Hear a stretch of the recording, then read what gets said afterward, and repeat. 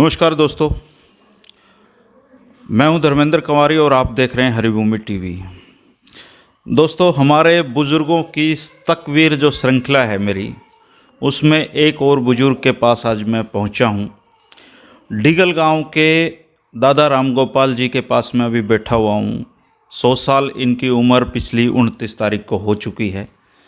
और ख़ास बात यह है कि ये जो नेताजी सुभाष चंद्र बोस की सेना थी INA, उसमें ये रहे हैं।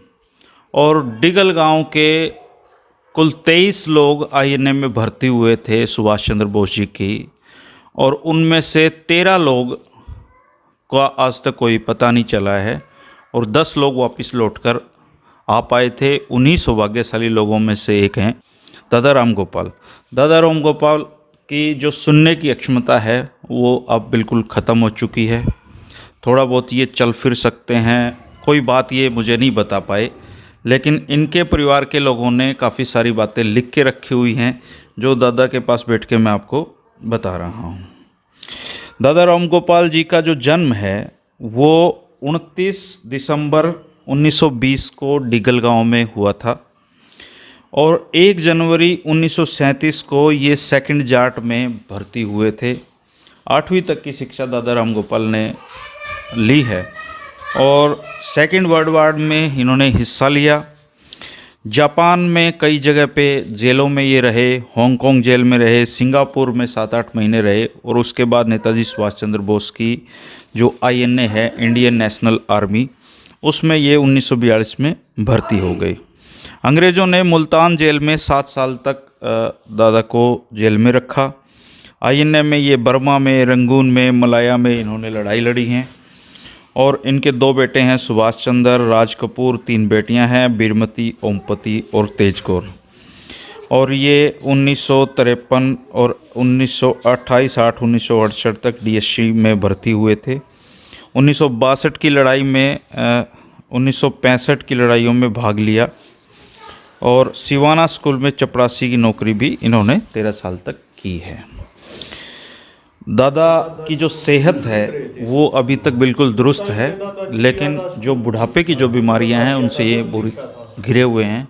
चलना फिरना भी कम हो गया है, खुराक भी कम हो गई है, और सुनना तो बिल्कुल ही, और बोलने में भी ये 1-2 शब्द बोल पाते हैं।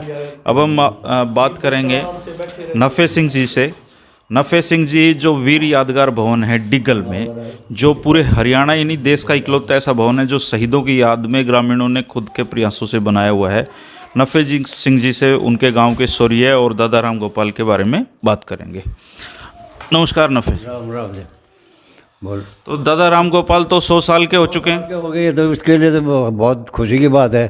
क्यों सेंचुरी मार दी इन्होंने, समझा। और बाकी वो सेहत वगैरह जो है अभी तो ये और भी चलेंगे। बाकी एक किस्म की एक मिसाल है देश के लिए। भाई इतनी उम्र, इतनी इतने झेलते हुए यहाँ तक पहुँचे हैं। आप भी फौज में रहे हैं, वीर यादगार भवन का कामकाज देखते हैं, तो INA के कितने आप सैनिकों को देखने का सौभाग्य आपको मिला है? मेरे को अभी 3 आदमियों का। एक तो ये हैं, एक हमारे उधर जो था निहाल सिंह था, और एक और था अपने, उसका नाम मेरे दिमाग पर तो उतरे। मैं ये 3 को देख। तो दादी तो एक्सपायर हो चुकी होंगी। हाँ, वो एक्सपायर हो लिया। अच्छा।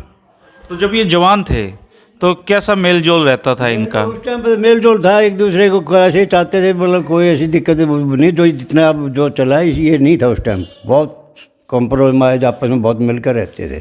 तो INA में तो काफ़ी लोग आपके गांव से गए थे, कुछ तो वापस ही नहीं आ पाए। मतलब 10-11 आदमी वापस नहीं आए, बाकी कुछ आए जिनको ये ज़मीन नसीब हुई वापस।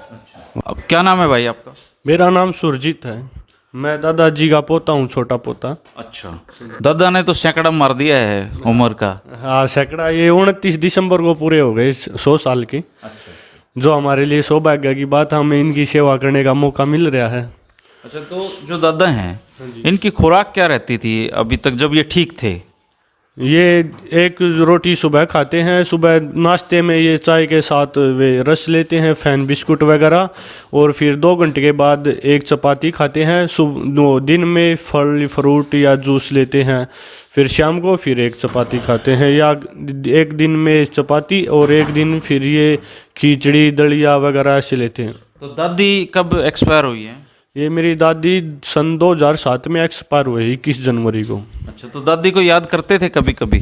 हाँ, पहले बहुत याद करते थे, लेकिन अभी उम्र के तकाजे से याददाश्त पे बहुत फर्क हो गया ना, अब इतना वो नहीं है। अच्छा, हाँ। तो दादा की गुस्सा भी हो जाते हैं कभी, अनुशासन टूटता है तो घर में? हाँ, काफ़ी गुस्सा हो जाते हैं। दादा टाइम के बहुत पाबंद है। अब भी ये कुछ दिन पहले तक याददाश्त ठीक थी, तो अब भी बहुत बार गुस्सा हो जाते हैं। टाइम के पाबंद बहुत है। हाँ, तो आपको तो गर्व होगा कि दादा की सेवा का अवसर आपको मिल रहा है। हाँ जी, बहुत गौरव है। मैं दादाजी की सेवा में इतना लीन हूँ कि घर से बाहर भी कहीं भी नहीं जाता। मैं सिर्फ और सिर्फ दादाजी के पास रहता हूँ। अच्छा, इनकी सेवा ही अभी। पढ़ाई लिखाई क्या कर रखी है? पढ़ाई लिखाई मैंने ग्रेजुएशन कर रखी सर, उससे आगे कुछ नहीं किया। अच्छा, फौज में भर्ती होना चाहोगे आप या नहीं?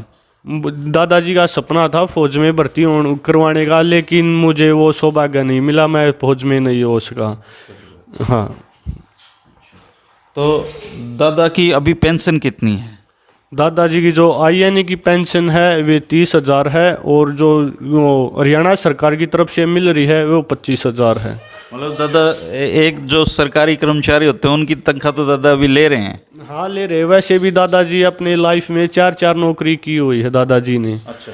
हाँ, पहले जैसे कि फ्रीडम फाइटर थे, वहाँ से के आने के बाद फिर ये दोबारा फौज में फिर गए, और फिर वहाँ से फौज से रिटायर होने के बाद फिर ये सिवाना स्कूल में गए। वैसे ये चपड़ासी के पद पर थे, लेकिन पढ़े लिखे होने के कारण इनको क्लर्क का काम करना पड़ता था वहाँ पे। हाँ। तो दादा ने बताई INA की बातें आपको, ये कैसी जिंदगी गुजारी जेलों में वहाँ पे? हाँ, दादाजी पहले बहुत बातें बताते थे। बहुत दुख भरी वो थी, बहुत यूँ में क्या कैसे कहते हैं उनको, जेल में बहुत यातना ऐसा नहीं पड़ी थी।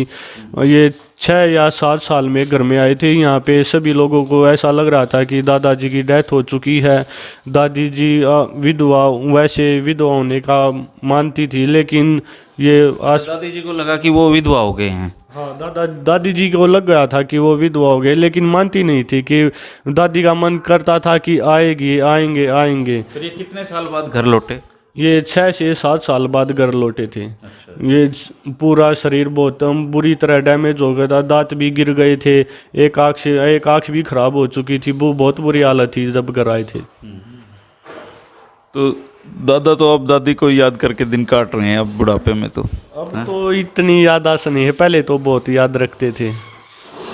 दोस्तों, ये दादा राम गोपाल जी के पास बैठने का सौभाग्य मुझे मिला है, और मैं जो तकवीर श्रृंखला कर रहा हूँ, 100 बुज़ुर्गों का आशीर्वाद जो ले रहा हूँ, उसमें एक कड़ी और आज जुड़ी है।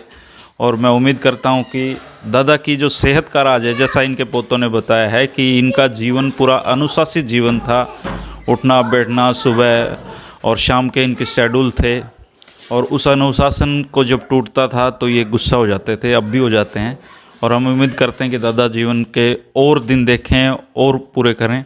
दादा राम गोपाल INA के जो इकलौते झज्जर जिलों में या पूरे हरियाणा में जो गिने चुने लोग जो बच गए हैं, जो नेताजी सुभाष चंद्र बोस के साथ जिन्होंने काम किया है, और जिन्होंने नेताजी को अपनी आँखों से देखा है, उन लोगों में से एक हैं। दादाजी के बारे में, दादाजी की उम्र के बारे में और दादाजी को शुभकामनाएं आप कमेंट बॉक्स में दे सकते हैं। दादाजी की कहानी आप शेयर कर सकते हैं। ये डिगल गांव के हैं दादा राम गोपाल अहलावत। नमस्कार दोस्तों।